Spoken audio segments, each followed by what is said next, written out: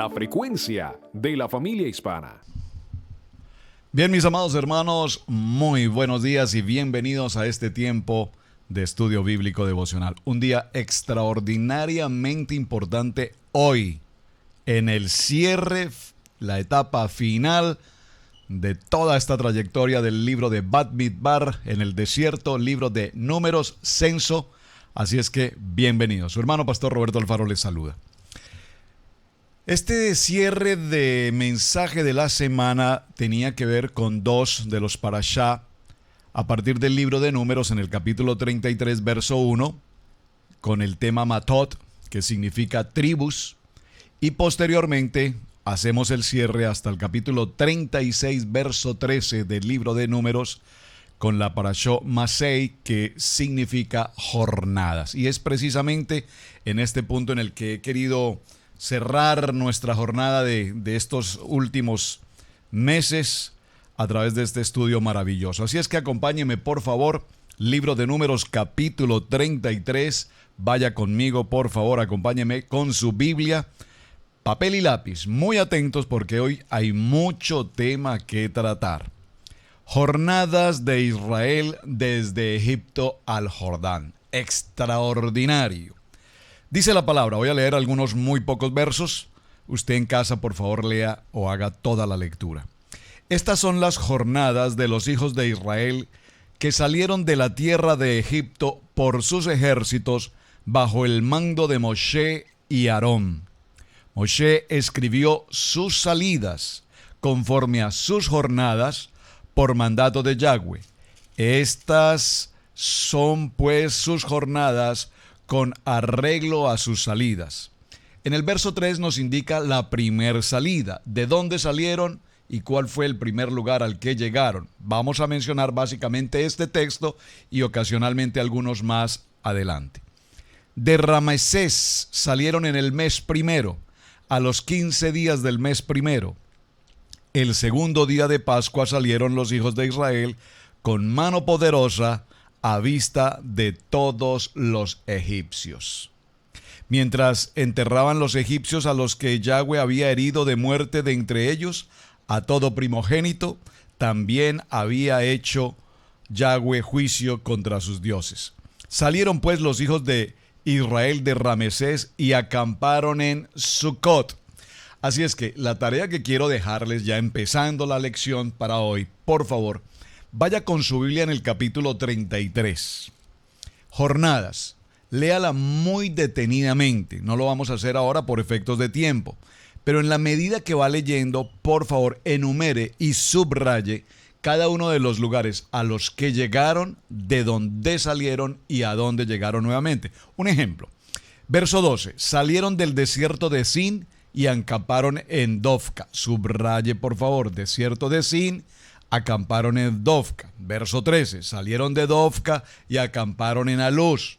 Salieron de Aluz y acamparon en Refidín. Muy bien. ¿Por qué es importante esta información en la Biblia? ¿Por qué precisamente la Torá, los primeros 5 libros de la Biblia, se toman el tiempo para enseñarnos estos detalles?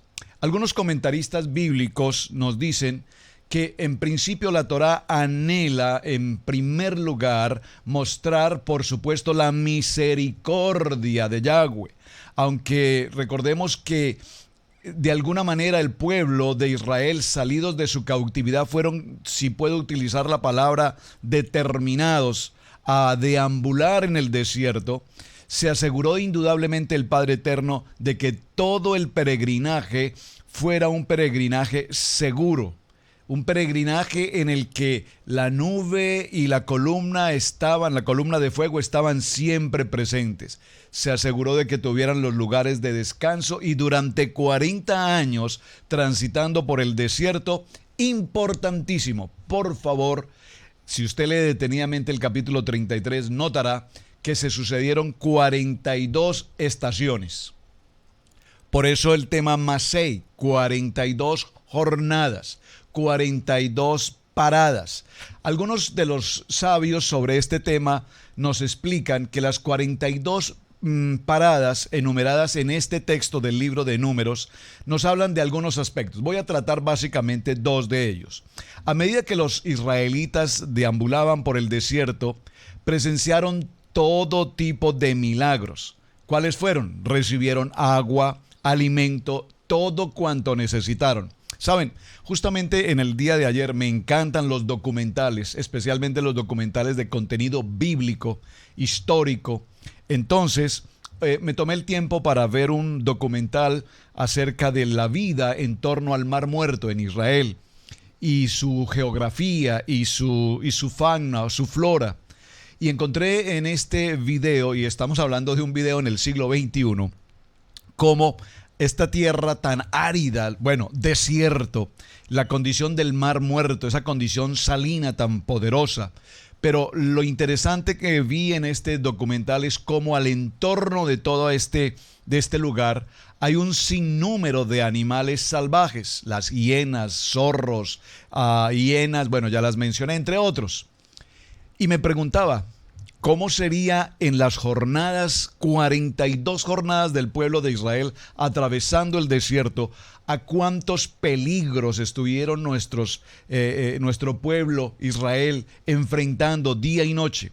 Sin embargo, solamente vimos en uno de los parashá anteriores cómo cuando llegaron al tiempo de las serpientes, recuerden ustedes las serpientes que se les lanzaban y les mordían, porque Dios permitió que esto pasara a consecuencia de una situación de pecado. Pero, ¿qué quiero significar? En todo el recorrido de estas 42 jornadas siempre hubo alimento, hubo cuidado, hubo agua, hubo protección y nunca murieron por circunstancias de violencia como el caso de animales salvajes o demás. Así que es importante entender que durante todo este tiempo la vida del pueblo de Israel vivió milagro tras milagro, milagro por milagro, porque la presencia, la Shekinah de Dios estaba allí presente. Ahora, hay otros tipos de explicaciones. Por ejemplo, se dice que los israelitas pararon en lugares donde había campos con fuentes de agua y donde el alimento se obtenía con cierta facilidad. Sabiendo esto, es importante tener presente que la Torá se aseguró ¿de qué? De enumerarnos los lugares específicos donde ellos dedicaron cada una de estas jornadas. ¿Para qué? Para que hoy, en la historia, aunque la Biblia no es un libro de historia, pero tiene historia, nosotros podamos establecer hoy como generaciones del presente cuáles fueron todos estos recorridos y cuál es la importancia de cada uno de ellos.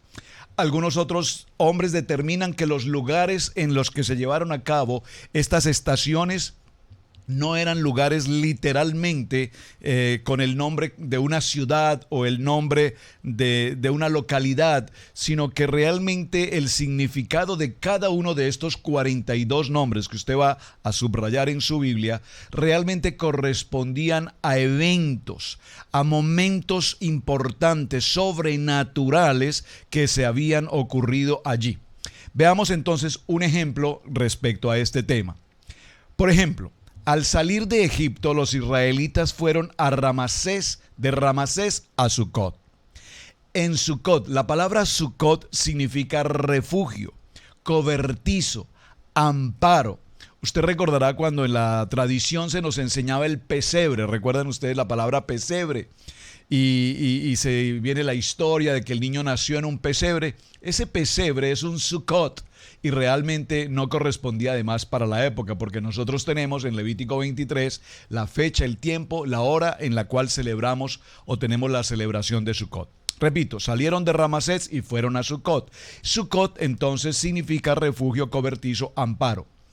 Ellos empezaron a viajar bajo el refugio, bajo el amparo, bajo la columna y la nube, y esto es la presencia divina del Padre con ellos. Ahora, estas 42 lugares están representando lugares de carácter espiritual que podríamos considerar, según los sabios, son lugares donde todo hombre, donde todo ser humano, donde todo hijo de Elohim debería pasar. Todos aquellos guerreros que vamos en el camino a la tierra prometida, deberíamos pasar por estas 42 circunstancias, ¿sabes? Esta mañana hablaba con mi hijo Camilo Esteban y le decía, me parece tan interesante el estudio de las jornadas, porque uno de los estudios dice que todo hombre en Elohim debe caminar 42 estaciones.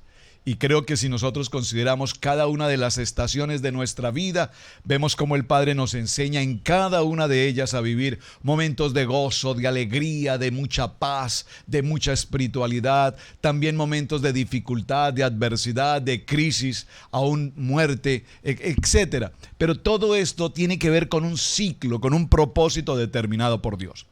Ahora, para todos nuestros amigos de Estudio Bíblico Devocional que siempre nos han acompañado fielmente, muchísimas gracias por demás, quiero recordarles que en los conceptos del alefato hebreo, en las letras hebreas, yo sé que muchos de ustedes ya han investigado y algunos de ustedes por supuesto conocen muy bien el tema, pero estoy hablando a aquellos a quienes en el proceso de transición estamos en ese proceso de conocer. Recordaremos que las letras del alefato hebreo tienen un valor numérico. Entonces, a esto se le conoce con el nombre de gematría. No es numerología, no. Estoy hablando de gematría. Las letras en el alefato hebreo, cada letra tiene consigo un valor numérico asignado. ¿Por qué menciono esto? Vamos a hacer un ejercicio muy sencillo. Observen esto. Cuando hablamos de la gematría en la palabra Sukkot tiene un valor numérico de 480. Esto es, tomando las letras de la palabra Sukkot en hebreo, sumando los valores de cada una de ellas, el valor es 480. La palabra Sukkot 480 equivale a la palabra Yishmani, Yishhamani, que significa me escuchará. Ahora, la palabra Ramasés, que fue el lugar de donde partieron, recuerden, en el tiempo de Pesá, recuerdan, en el tiempo en el que se cubrieron los dinteles con la sangre del cordero, se sacrificó el cordero, etc. En ese tiempo de partida del pueblo de Israel, la palabra Ramasés, la gematría de esta palabra es 430. Y aquí esta palabra equivale, el 430 equivale a la palabra Nefesh. La palabra Nefesh en hebreo al español significa alma. Recuerden, Nefesh, alma, vimos la siguiente, Yishhamani, que significa me escuchará, y siguiente punto al que llegaron fue al lugar llamado Etam. La palabra Etán en su gematría, el valor numérico es 441. Esta palabra significa en hebreo Vijiti, que significa para nosotros yo estaré. ¿Por qué todo esto, pastor? Por algo muy interesante. Si sumamos o si vemos las palabras y su significado acorde con su gematría, podríamos entonces tomar una frase que sale de la siguiente manera. Atención, quedaría así. Dice, tu alma, Nefesh, me escuchará, Yishhamani, y yo escucharé, que significa la palabra Vijiti. ¿Lo captaron? Entonces, esto lo menciono, me parece muy interesante y lo menciono por lo siguiente, amados. 42 estaciones y 42 nombres que usted va a leer detenidamente no quedaron registrados en la Torá por accidente, por casualidad.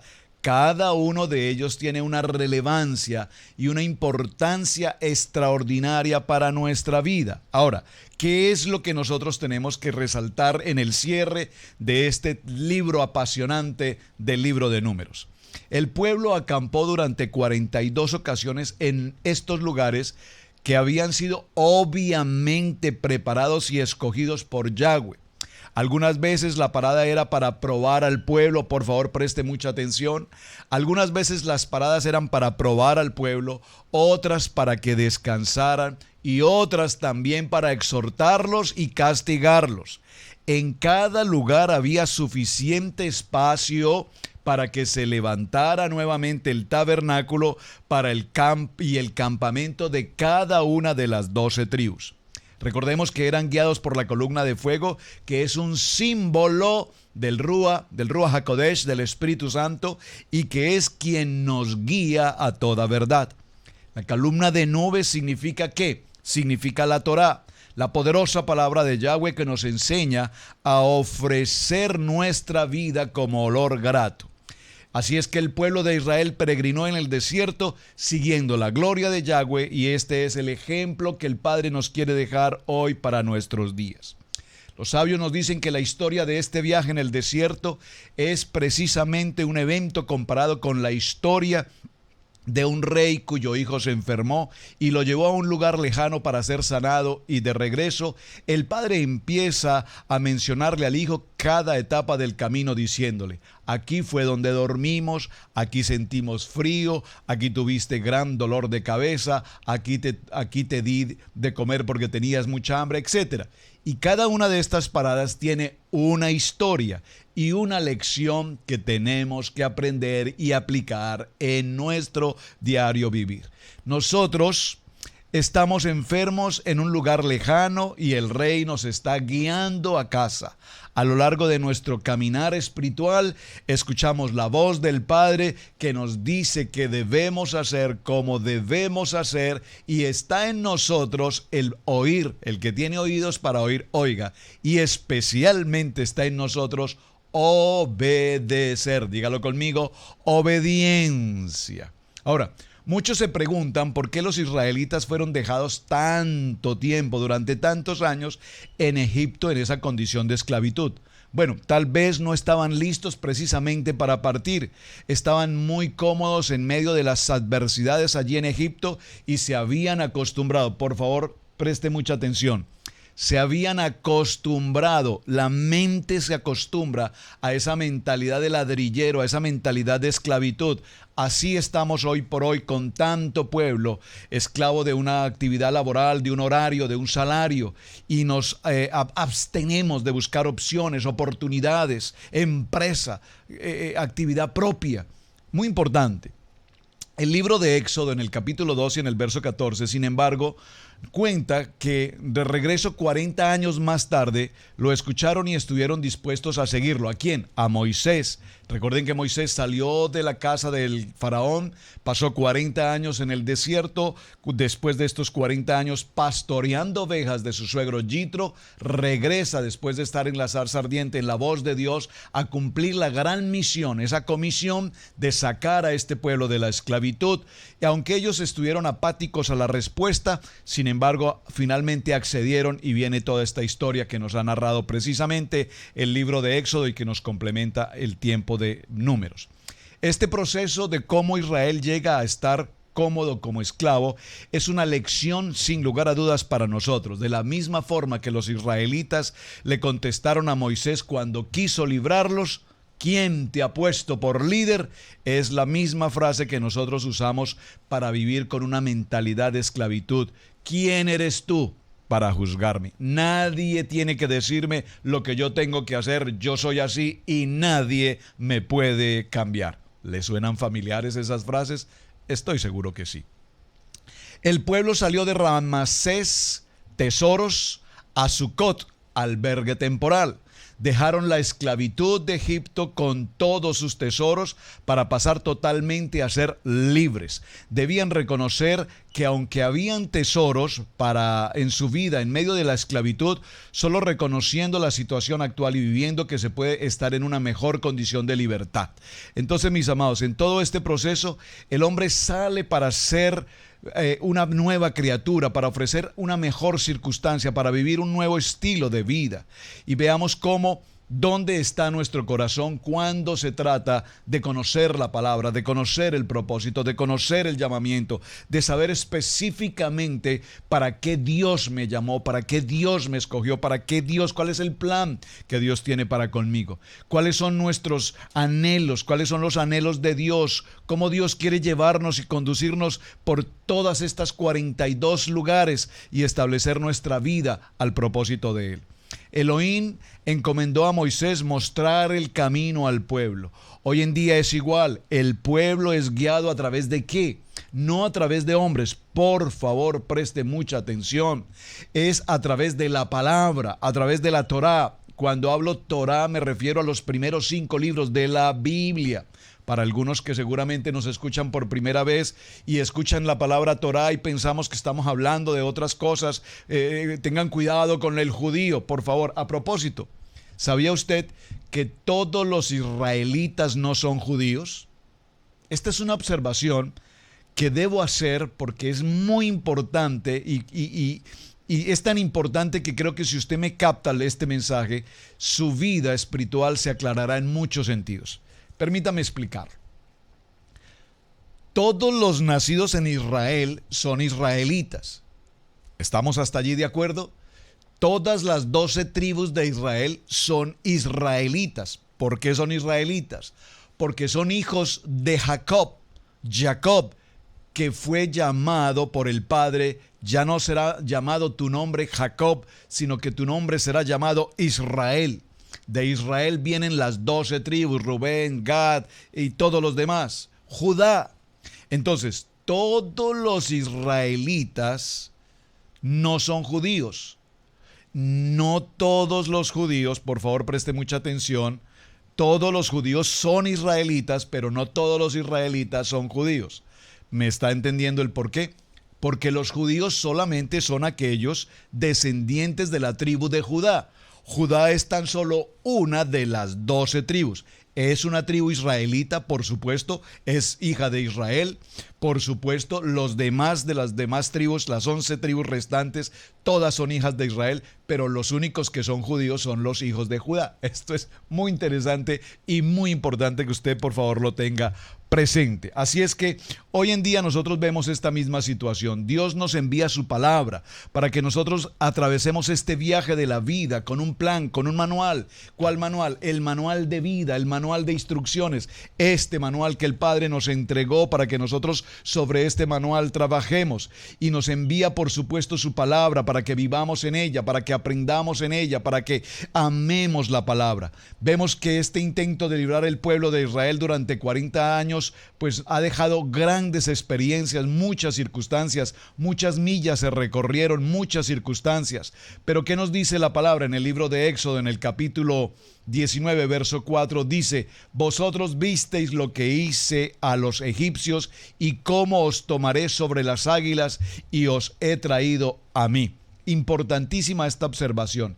En el Sinaí, Yahweh le ordena a Moisés celebrar la fiesta de Sucot, para que recuerden que vivieron en albergues temporales cuando iban camino a la tierra prometida. Igualmente nosotros hoy vivimos en un albergue totalmente temporal y nuestro equipaje debe ser liviano.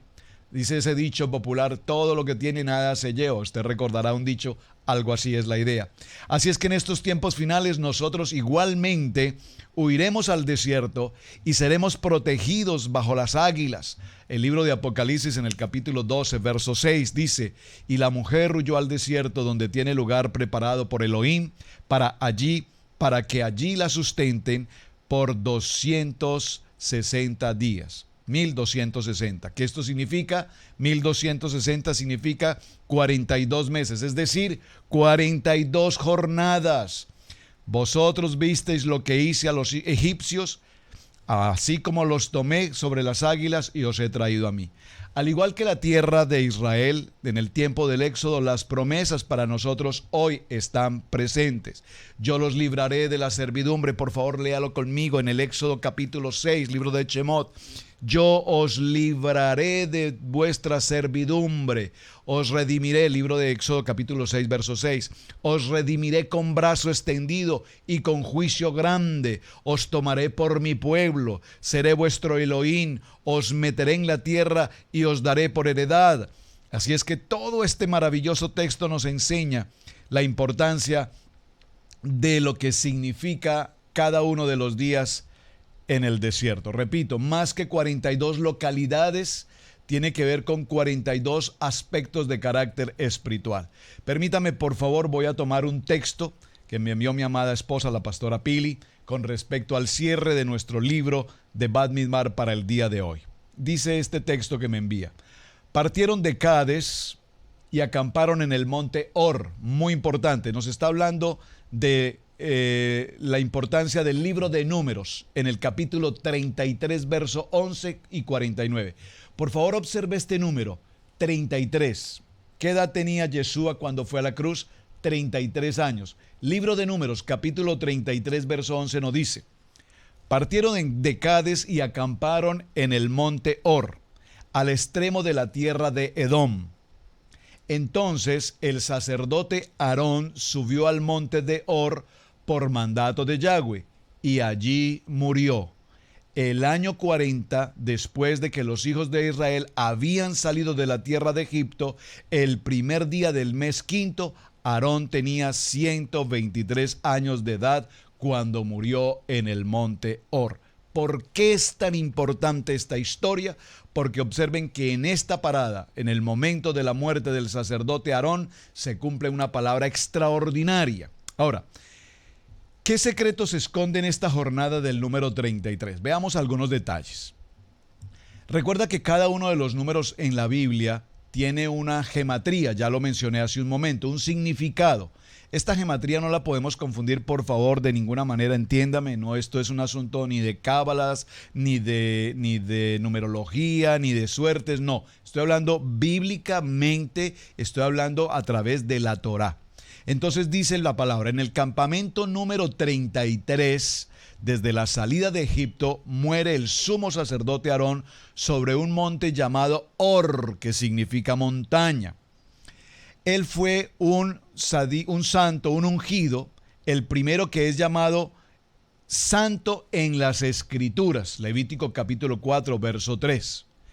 Este suceso nos muestra una figura profética de Yeshua HaMashiach, quien también murió sobre un monte a la edad de 33 años, que coincide precisamente con el libro de Números, capítulo 33, de las jornadas de Israel desde su salida. Ven entonces, mis amados hermanos, cómo cuando miramos las salidas del pueblo de Israel desde Egipto en adelante, en sus 42 jornadas, nos damos cuenta que no podemos leer estos textos simplemente por leerlos, sino que definitivamente en ellos tenemos una revelación extraordinaria. Veamos en Génesis capítulo 13, verso 10.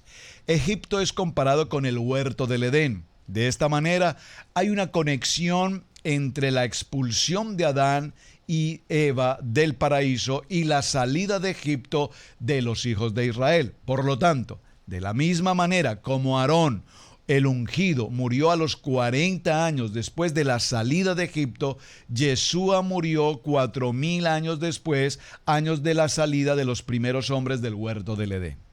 Es más, Aarón murió el primer día del quinto mes, exactamente 3 meses y medio después de la fecha de la salida. Muy importante, que fue el día 15 del primer mes. Los 3 meses y medio aluden a los 3,5 años del ministerio de Yeshua, después de los cuales él murió y resucitó. Como Aarón murió 3 meses y medio después de la fecha de la salida, Yeshua muere 3 años y medio después de haber empezado su ministerio público. Aarón tenía 3 años más de vida que su hermano Moshe, que murió a los 120 años. Estos 3 años también nos hablan del Mesías, que tiene 3 años, que tenía 3 años de ministerio y que tenía 30 años y 33 cuando murió, y que estuvo 3 días en el interior de la tierra antes de resucitar. Bueno, muy interesante toda esta información. Veamos una segunda pregunta. ¿Por qué las fronteras son tan importantes? Esto es muy interesante, el tema de las fronteras. ¿Por qué la Torá nos habla precisamente de las fronteras que se establecieron, los límites de la tierra? En el libro de Números, en el capítulo 34, la frontera de Israel fue muy bien definida por orden divina. Veamos. Nuevamente la Torá nos muestra la importancia de marcar bien dónde están las fronteras. A partir de las claras instrucciones de dónde iban a poner los límites de la tierra que había sido dada a los hijos de Israel, ya todos sabían que en cada área o en qué área se podían mover y seguir dentro de lo ordenado específicamente por el Padre Eterno. Al saber dónde estaban estas fronteras, se sabía bien dónde tenían que cumplir con los mandamientos, con las ordenanzas, con los misbos en cada uno de estos lugares. Es decir, las fronteras determinaban el lugar para los altares, el lugar del sacrificio, cada uno de las ordenanzas que el Padre había determinado. También sabían que no tenían ninguna autorización para salir fuera de estas fronteras para incorporar más terreno del que ya Dios les había entregado. Además, sabían que esa tierra era la que el Eterno les había determinado para cumplir los mandamientos. Es importante que dentro de los límites de las tierras marcadas, los hijos de Israel tenían que destruir todo altar y objeto encontrado allí dedicado a cultos o a dioses paganos y expulsar a los hijos de Canaán que ya no tenían el derecho a vivir allí como consecuencia de su pecado y de su maldad. Entonces, ¿por qué es importante, mis amados hermanos, las fronteras? El libro de Jeremías en el capítulo 2 y en el verso 7 dice: os introduje en una tierra de abundancia para que comiese su fruto y su bien, pero no entréis y contaminasteis mi tierra e hiciste abominable mi heredad. Pero entrasteis y contaminasteis mi tierra e hiciste abominable mi heredad. Deuteronomio capítulo 11, verso 12, como está escrito, dice la palabra: es una tierra que Yahweh tu Elohim cuida a los ojos de Yahweh. Y esta tierra es para siempre, Dios está sobre ella, desde el principio hasta el fin. Jeremías capítulo 16, verso 18, está escrito: pero primero pagaré al doble su iniquidad y su pecado, porque ellos han contaminado mi tierra con los cadáveres de sus ídolos abominables y han llenado mi heredad con sus abominaciones. Entonces vemos cómo en el libro de Ezequiel nos habla: la tierra será repartida entre las tribus y los extranjeros anexados a el pueblo de Israel serán repartidos entre ellos. La tierra prometida entonces sería repartida por suertes entre las tribus, pero recordemos que los levitas tenían un trato especial.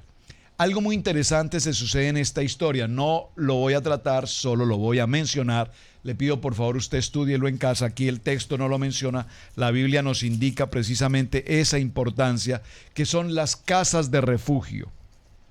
Solo lo puedo mencionar. Las casas de refugio eran precisamente los lugares a donde se llevaba a una persona cuando causaba la muerte a otra persona. Pero atención, cuando causaba la muerte de carácter accidental, cuando por una acción o por una omisión de seguridad, de protección adecuada, causaba la muerte de alguien, para evitar que esta persona fuera víctima de violencia o de muerte por los familiares, la persona llegaba a un lugar llamado las ciudades de refugio. Libro de Números capítulo 35, verso 6, y de las ciudades que daréis a los levitas, 6 ciudades serán ciudades de refugio, las cuales daréis para que el homicida se refugie en ella. Además de estas daréis 42 ciudades. Todas las ciudades que daréis a los levitas serán 48 ciudades con sus elegidos. Estas ciudades de refugio, de acuerdo al verso 11, eran ciudades donde los homicidas no culpables podrían habitar. Es decir, para que se corrigiera las circunstancias, se calmaran las iras y la persona tuviese la oportunidad, digamos, de ser redimida o perdonada por el accidente, por haber causado una muerte de una manera totalmente, repito, de carácter accidental. Muy bien, sigamos con nuestro estudio. El libro de Gálatas en el capítulo 5 y en el verso 19 nos dice: allí nos enumera las características de aquellos que no logran terminar el viaje por el desierto, de aquellos cuyos cuerpos quedaron en el desierto, de aquellos que no entraron a la tierra prometida y no podían heredar la promesa. Todas estas cosas de las cuales hoy en el siglo XXI debemos huir son el mensaje de cada uno de estos lugares de estadía, estas 42 lugares de estadía que fueron determinados para el pueblo de Israel y que Israel tenía que contemplar de acuerdo a lo que ellos vivían. Estas son las mismas características que están vigentes hoy en nuestras vidas. Entonces, vamos a mencionarlas. ¿Cuáles son? El adulterio, la prostitución, la fornicación, la inmundicia, la idolatría. Este tema de la idolatría, adoración a otros dioses, idolatría al dinero, idolatría a las cosas materiales, idolatría a cualquier circunstancia, ¿saben? Idolatría al mismo cuerpo humano, idolatría al esposo, a la esposa. Son términos que nos hablan precisamente de idolatría, a todo concepto de brujería, de hechicería, de magia, de todo tipo de ocultismo, de cosas oscuras, enemistades, odios, pleitos, contiendas, celos, iras, disensiones, herejías, envidias, homicidios, borracheras, orgías. Todo este contexto es lo que nos muestran cada una de estas 42 estaciones. La palabra etam, que ya mencioné, contemplación, nos habla de un aspecto importante que tiene que ver con salvación. La salvación ilustrada en los 40 años por el desierto está disponible para todo aquel que cree. ¿Recuerdan lo que dice Romanos? Creer y confesar, pero ante todo obedecer. Es un llamado que el Padre nos entrega a través de estas 42 estaciones a nuestros corazones para tomar el camino correcto y pasar por el desierto y llegar a un tiempo, a un propósito final con nuestro Padre Celestial. Así es que el seguir los principios, el fundamento de la Torá, los misbat, los mandamientos, nos garantiza por el poder de la palabra, nos garantiza que viviremos en una tierra de promesa, en una tierra donde fluye leche y miel.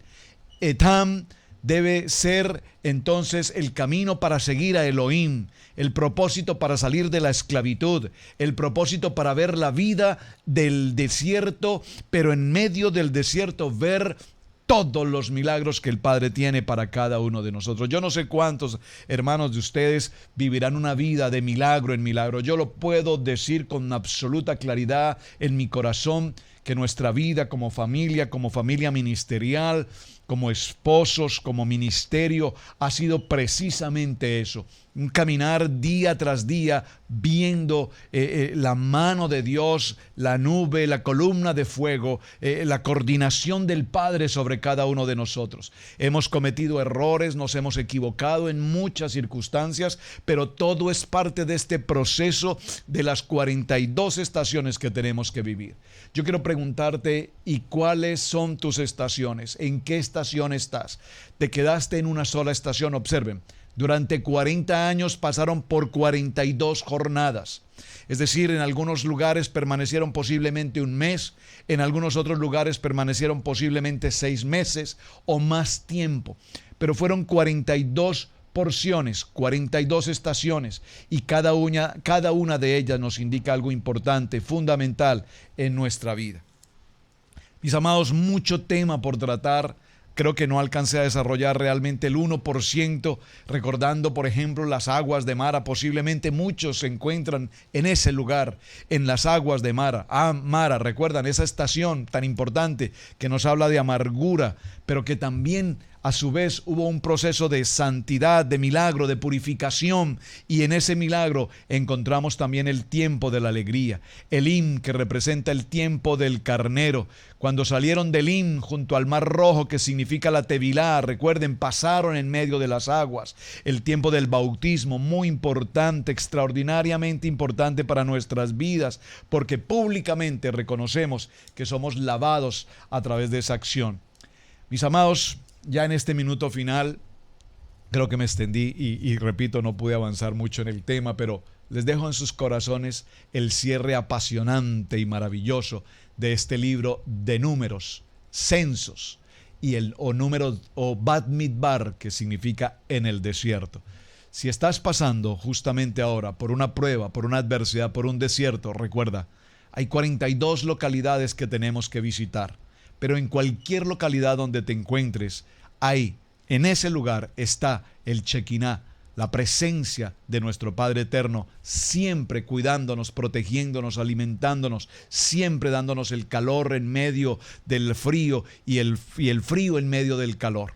Así que, mis amados hermanos, muchísimas gracias. En verdad, para todos ustedes quienes han estado fielmente día tras día, momento tras momento, acompañándome en esta tarea maravillosa del Parashá en cada uno de los libros. Damos por terminado, Padre Eterno, gracias que nos permitiste cumplir con la jornada del libro de Números hasta el capítulo 36, en el verso 13, en el cierre, y nos aprestamos a la siguiente semana para adentrarnos al libro maravilloso, apasionante de Deuteronomio, el libro de Devarim.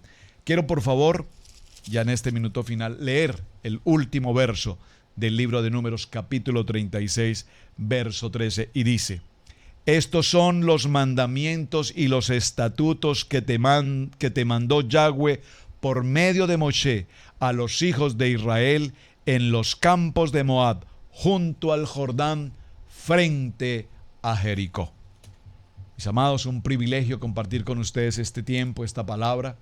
Gracias nuevamente a todos nuestros amigos, seguidores de Estudio Bíblico Devocional. Gracias por sus tareas, gracias por sus mensajes, gracias por compartir el video, gracias por apoyar el ministerio, gracias por mantenernos siempre en sus oraciones. Pastor Roberto Alfaro, con todo mi corazón, Iglesia Cristiana Integral, desde la ciudad de Cherryville, en Carolina del Norte, en los Estados Unidos. Muchísimas gracias por habernos acompañado durante estos 36 capítulos del libro de Números. Y será hasta la siguiente semana. Así es que, Shalom, Alejem para todos, bendiciones.